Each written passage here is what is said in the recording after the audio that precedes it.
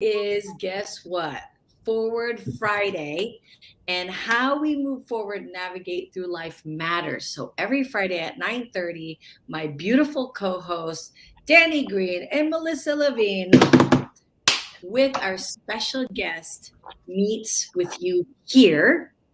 And today we have a fantastic, fabulous, amazing, also a friend to me, guest, and that is our beautiful friend Kristin Bentley from Elise Publishing, who is also my personal writing coach. So, with that being said, welcome and happy Friday, everyone. We're here to talk about leadership, mindset, life balance, career, spirituality, some news, money, health, and relationships.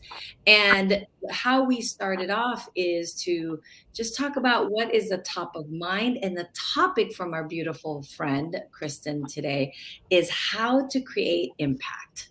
How to create impact. So go ahead, Melissa, take it away. What is top of mind for you? Ooh, okay, I was on mute. Well, creating impact, Kristin, I love that. I didn't really have anything planned today for top of mind because I wasn't feeling well. So that I think is on my top of mind. And how do you create impact when you are not well? Okay, whether right now I have a cold, I'm a little nasally, so please forgive me if you cannot hear me very well, but I took some medicine, so I think it's getting a little bit better. But this morning I literally couldn't even talk. um so how do you create impact when you're not feeling well? And you really just have to push forward and push through it, right? And that's what this Forward Friday is all about. Is just pushing forward and having those people around you that will support you and lift you up and lift you higher. Like literally the last couple days, I have had uh, bouts of depression that I'm going through, and I literally would like listen to one of Wonderful's videos or think back, look back in my binder from my meetings with Dani, and the program that I just did with Dani. And, just those are just little reminders, just literally could take me from feeling depressed, wanting to put the covers over my head and just pushing forward and pushing through. So that is my top of mind, is just get your tribe that will stay behind you and just keep pushing you forward, guys. So Yay, thanks, Melissa. So I can go next with top of mind. One of my very, very, very favorite. All right, Miss Dani, what about you? What is the top of mind for you today and how to create impact? Well, one of my very, very favorite words is resolve. If we have resolve, we have everything, which means we're never going to give up. We have goals and dreams and aspirations, and we literally have visions of what we have in front of us in our life, the things not only that we want to accomplish, but the impact that we want to make in other people's lives. And what better way to do it than write a book, right? Because I can only appear one place at one time so far. But writing a book gets your message out. So I do have a global message. I am going to write a book, and I know I will. I know it's in my future. There's a lot of things in my future. So then we're thinking about, just like we talked last week, it's like, well, what do we do about that today? And what we do today is just do our best toward those goals today. And I really believe that every intention, like everything that we do toward our goals, brings our goals closer. So we're not just throwing out, our work like it's going nowhere. We're throwing out our work and our heart and, serving others. We've talked about that too. And then as we do that, our intent, our goals and dreams and everything is just coming closer. And then one day, it's going to happen on that day. There's a day in our future when all of these things are going to happen for us. And so I just live in such, joy and expectation of today and my future. So, but resolve means you'll never give up. And I use resolve in both of my programs. Well, the other one I haven't written yet, but it will be in there. Anyway, great. So, and thank you, Melissa, for just the shout out that. And Dani always has such an amazing foresight on a larger scope, right? Because impact is a giant word. It's big and audacious. And I think what you said last week, Dani, when we're meeting our like destiny on the road, right? And I think impact is a bunch of little things that turn into one big thing. It's like writing a book. It's sort of like a storybook of all the things that's happened to you to lead you to where you're at today. And so I think impact doesn't necessarily mean, oh my gosh, the earth just opened. It can mean even just the things that, like Melissa was talking about, she's not feeling good, but she's still here. Right. So I think that has such a huge impact in the people who are watching or who's going to watch later, or how we navigate with each other on here. Because not that it wouldn't be okay if it's just Dani and I, but all of us bring such energy together. And I think that impact is always, we think too big, but I think it can also be a lot of little. Absolutely. Wonderful just is popping off and popping back in. So I'm going to just go ahead and open it up to our speaker now, just to say a little bit about yourself and tell us about your work. Yes, absolutely. And I just wanted to kind of comment, Melissa, I feel you on that junk end, because we're just getting that out of our house right now. And that definitely takes a toll. And when you have to get up and show up because you have people expecting things and deadlines and all of that, right? You just have to push through and perform and do those things.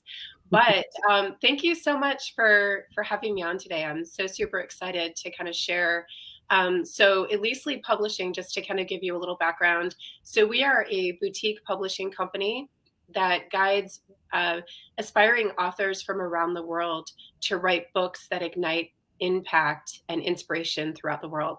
So really, we're very much focused on people telling really big stories. And a lot of times there's a lot of personal, right? Like lots of you that personally spills out onto really the page. Big stories. And a lot of times there's a lot of personal, right? Like lots of you that personally spills out really big stories. Wow, you're being echoed. Can you mute? There you go. Let's try that again. Sorry, Kristin. No, it's okay. I wanted to just kind of, it's one of those when you hear yourself, it's like, yeah. Like nails on chalkboard. One of the things that we do also, which is sort of kind of like I don't know if I want to call it a passion project, but we're also very much focused on providing opportunities to our youth to be able to share their voices and also create impact on a global level through our Teen Creative magazine. So it's currently being read in 39 countries. We've got a really incredible group of teens that are just talking about those hard to talk about topics. And a lot of them are focused on mental health specifically, because those are things that we're all kind of struggling with right now. In the last year and a half, even more so, right? Yeah. Ooh. Wonderful coming in and out. Great, go ahead. Just keep letting us know more about your company. So you've got your publishing and then something for teens. That's so great, so important. Yeah, absolutely. And so with that, what you were talking about just a moment ago, Melissa, just kind of in what ways do we create impact? Because it is such a broad term, right? There's so many different ways that we can do that. And so what I really like to, when I kind of coach and guide people that come to me to write their books is really, it does start first internally, right? So it starts with you. It starts with what are your personal beliefs and values and the things that you're looking to put out, your message, and does it align with the things that you're currently doing and putting out into the world? So really just, you have to start internally, kind of looking inward to make sure this is what I want to be putting out. This is what I believe in. This is how I'm going to inspire other people, and kind of stepping into that and getting comfortable with it. Because sometimes that alone, thinking about, well, who am I to be able to do that in the first place, right? I think we all have that internal thought, at least in the beginning, like, who am I to even think that I can have an impact? But the truth is we all can, like every single one of us in some type of way.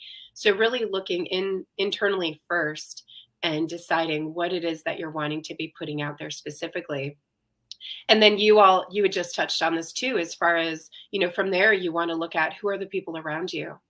Because your community, it 100% matters, right? We know that we become the 5 people that we spend most of our time with. And when you're a person who's positioning yourself as an impact leader, it's so important that you surround yourself with people that recharge you, people that inspire you on those days when you're not feeling great, right? And you don't want to get out of bed. They motivate you and they uplift you to kind of keep going and keep pushing through. Because as you said, Dani, it's like one foot in front of the other every day. And it's just that at least some type of movement forward. Some days it's not going to be big movement forward. Some days it's going to be a tiny little step, and that's all you've got for the day. But it's still, right, you're still moving forward. So finding your community and your people and really gathering those people together and holding them tight. And then from there, you just want to focus on starting small, right? Who are the people that you can directly impact? Because when you think small first, what ends up happening very, very naturally. So for instance, one of the things I say to people that are looking to write a book, who is your one ideal reader? Who is the one person that you want to write your book for? Because when you focus on really small, right, small community, you don't think big, you tend to be a lot more intimate with your message. You tend to hit home so much deeper, which is really what we're all kind of craving right now. We're all craving that connection and that intimacy, because in this time, in these days that we found ourselves in where everything is virtual, we're not being able to have those connections right now. We're having to get together and meet virtually. So people are really seeking that intimacy and that connection from other people. So finding who are your people that you can have a direct impact on, that need your message most, and then focus on them. Because then everybody else is just going to find you. They're just going to gravitate to you and what you're doing and what your message is about. And that impact that you initially look to create in a small way, it kind of manifests and grows on its own from there. Ooh, that is so good. Ooh, we got Marlene on here watching. Hi, Marlene. And as you said, ooh, that is so good. Marlene typed the exact same thing in. That's amazing. I know. That was amazing. Exactly. A kindred spirit there, Marlene. Very like this right now. Like yeah. Exactly. Oh, wonderful. Are you with us? We've got some typing happening, so if you mute or something. So I have a question, because I bring emotional and spiritual freedom to the world. That's my message. And so then I have clients who I have permission to tell their stories, but I can't really tell their stories very specifically because I don't want their stories out there. I want just so what I help them do is create inner mantras that are really, really true. And so that's what I'd use. And so, like literally when you have a global message and it's emotional and spiritual freedom, what I have a hard time doing is finding one person to write to when you have the whole world in your heart and mind. Yeah. No,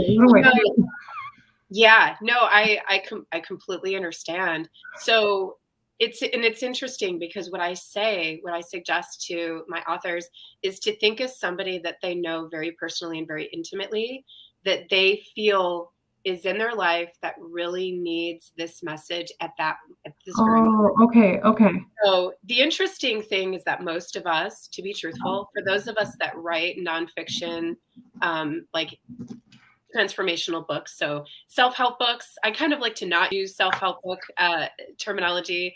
I like to call it more of a transformational book, because truly that's what you're looking for. You're looking for a writer to create some type of transformation in mindset or something. So if you think of one person in your life that really needs your message, and most of the times, the truth is that it's really us. It's a former version of us that we're really absolutely almost writing the book for, right? However, it's so much more important that you think of somebody else that you're writing it to. Because the thing is let's be honest, we're not always the most kind to ourselves, are we? We don't speak to ourselves with the most loving voice. So you want to think of somebody, not you, that you want to deliver your message to. So maybe it's a family member. Maybe it's a child, like one of your grown children. Maybe they're grown today. A family member that you want, or a really close friend that is going through a hard time, that you want to give that message to, because you know you're going to speak to them with a much different voice. It's going to be much more, you're going to come from a place of love and compassion and empathy in a way that we don't necessarily do that for ourselves.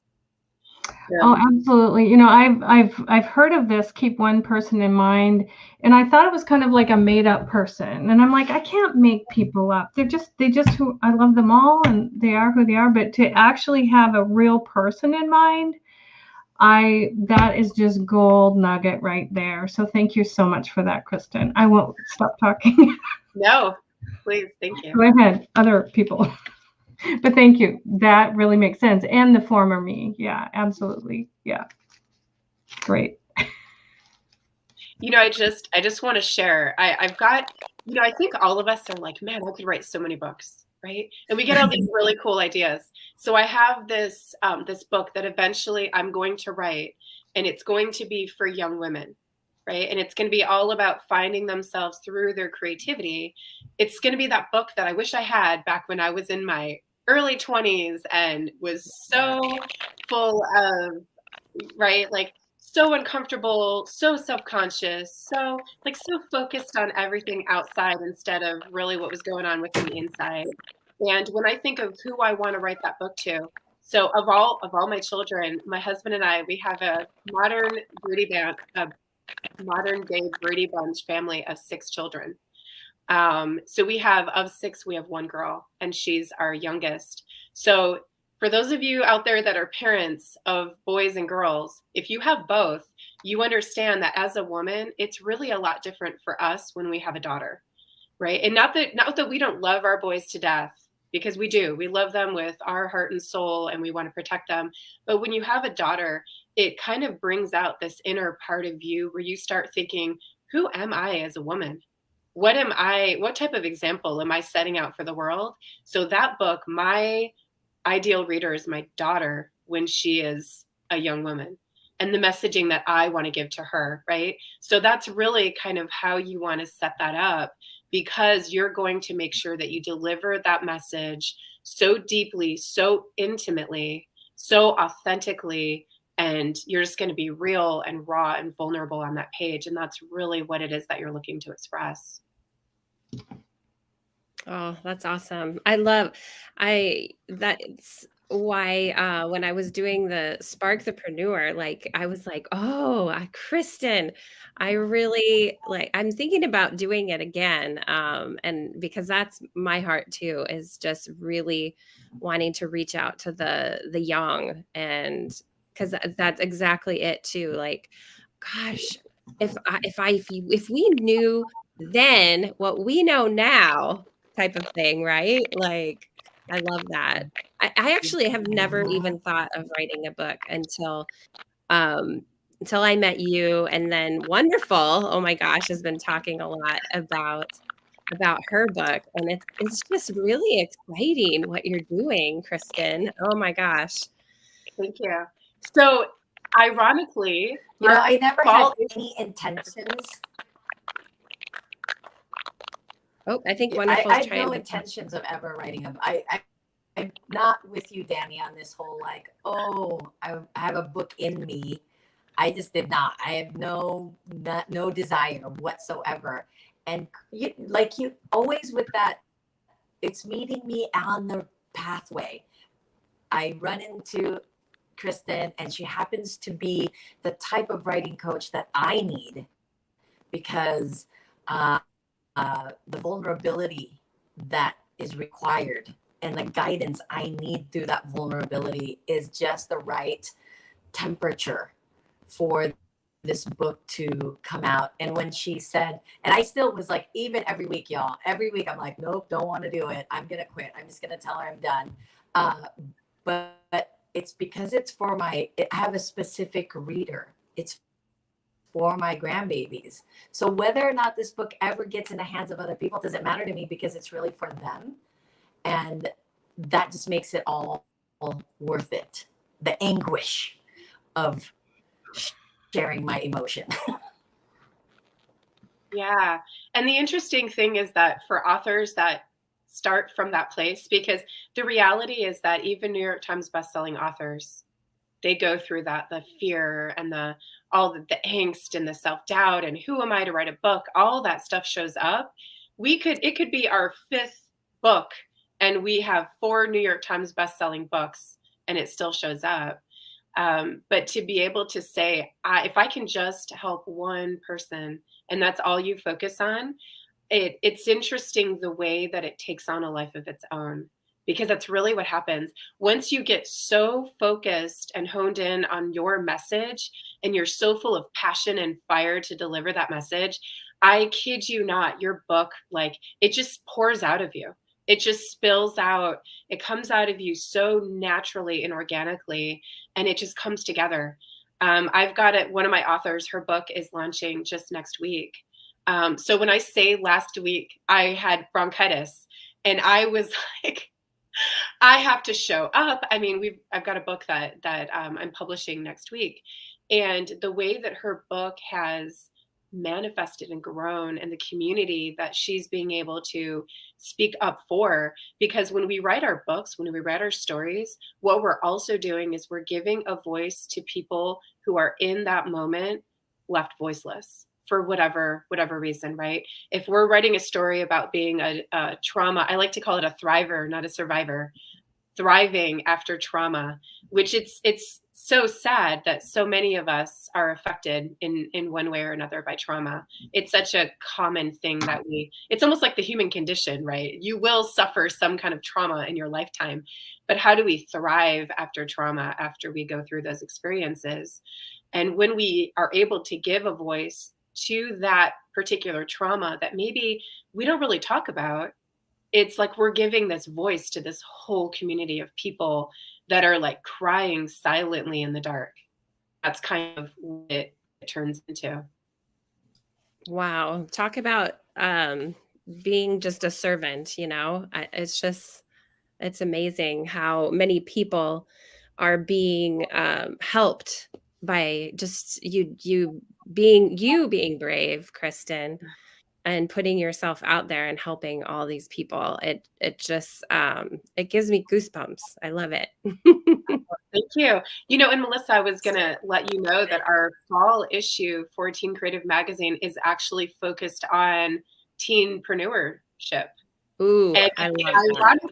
Because I'm talking to you right now, and I'm going to have to connect to you after the show, if that's okay. We might have to put something in there about Spark the Preneur. That would be great. Yes.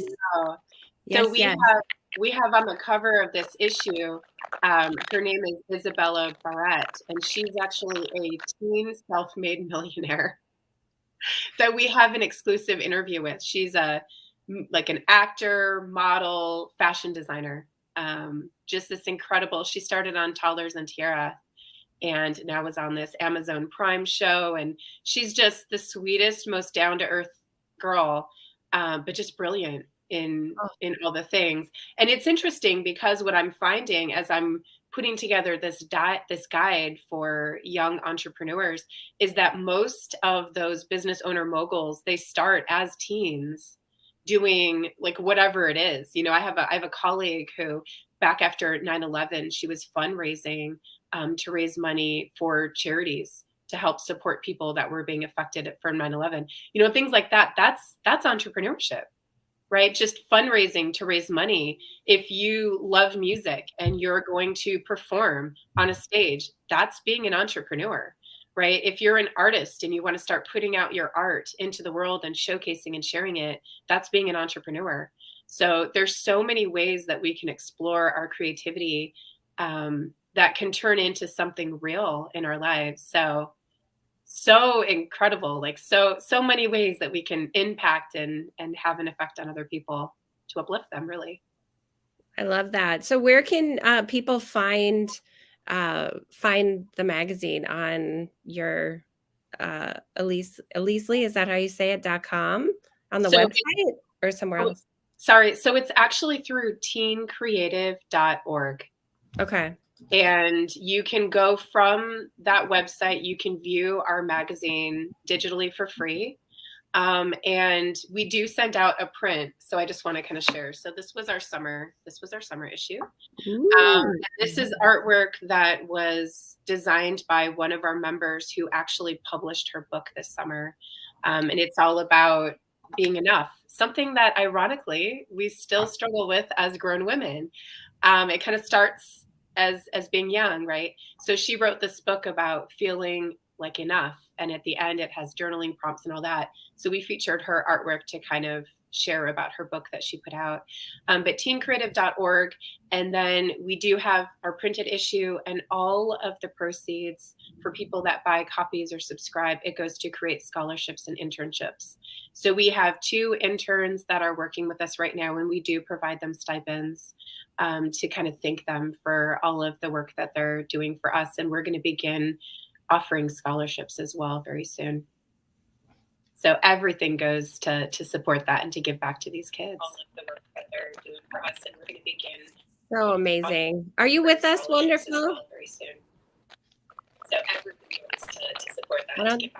I don't think she's coming back. She's connected. There's like a weird connection there. Can you hear us, Wonderful? Am I coming back? I can hear you. Can you hear me? Anyways. Yeah, we can hear you. Enough of this technology connection not happen. I don't. I just want to just say that, like Dani said earlier, everybody has a book in them. We need to get our stories out. When you think about it, generationally, that's the only way we'd ever been able to figure out what was happening 1,000 years ago is through the stories that the descendants gave to from the ancestor to the descendants and all of that. And I feel like now we just have like paper form of it, right? That will live on past our actual physical body life. Yes. And so I think everybody whom I love and care about who want to write a book, I will only have them go through Kristin because of how she guides you through the emotional process of it. Mm-hmm. Because it's her expertise. She's been in the industry for her entire adult life. And then to really understand, it is not easy to write a book. I had no idea. I thought I just put it on paper and then be done. No, actually, there's so much of me that goes into it that I felt like I've already dealt with, but it still comes back, right? Because just because I'm healed doesn't mean I'm cured. It's just I'm more aware of how to deal with that trigger of that emotion. Yeah. So I really believe that to write a powerful book, we need to be guided with loving and compassionate, a voice that is loving and compassionate. So that's my plug for Kristin, just because it has not been a process that's easy or that I wanted to be a part of. So thank you so much for being that for me, Kristin. Yeah, absolutely. It's definitely important that you for sure find your community of people when you're going through that process, because like Wonderful said, as we experience really hard things, for most of us, the way that we get past it and get through it is we just stuff it down. We're like, you know, I like to call it the I'm fine culture, right? So I was raised in the I'm fine, everything's okay culture. So being raised by baby boomers, that's just the generation that kind of trickled down for Generation X, right? And now we're finding ourselves, I still, to this day, will stop myself and be like, Kristin, no, that is not fine. That is not okay. And so we stuff things down. And when you sit down to write a book, what happens is all the things that you stuff down, because you, first off, just to put this out there, that doesn't mean everything goes in your book, right? You don't necessarily put everything in your book. However, when you sit down to write a book, that it could be a professional book about how to start a business, and you're giving your personal information. Like if Melissa were to write a book for youth on how to become an entrepreneur, as you're writing and you're guiding your audience as to how to do that, these are the steps. You give them backstories of you, and this is how I started. Just by writing about things, sometimes stuff just shows up. You sit down in front of the computer, because the reality is you look at your laptop and what you see staring back at you is you. You're sitting down with yourself and writing a book. And sometimes memories will show up, things from, you know, being younger, and sometimes they're not always very pleasant. And then you have to figure out, well, I have to kind of work through this.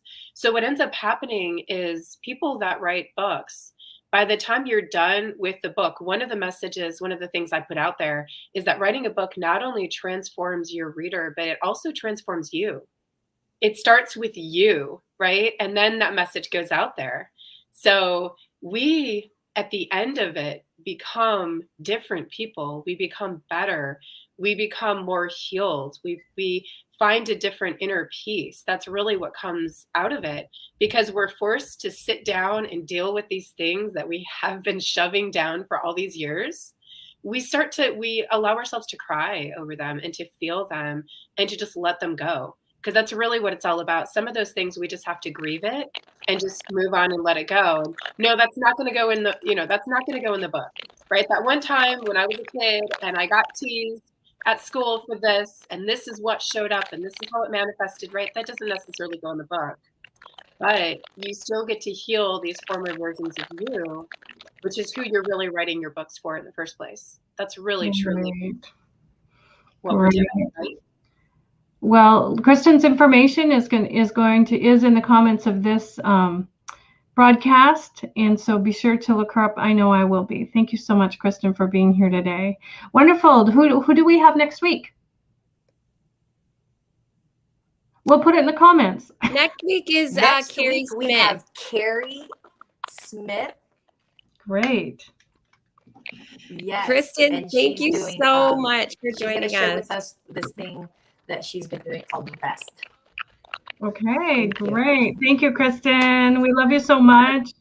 Thank you for having me. Thank you. Beautiful, beautiful, beautiful. Bye, everyone. Happy Friday, everyone. Thank you for joining us. Thank you for watching. Move forward, push forward. Don't give up. Keep going. Any last minute words, Kristin?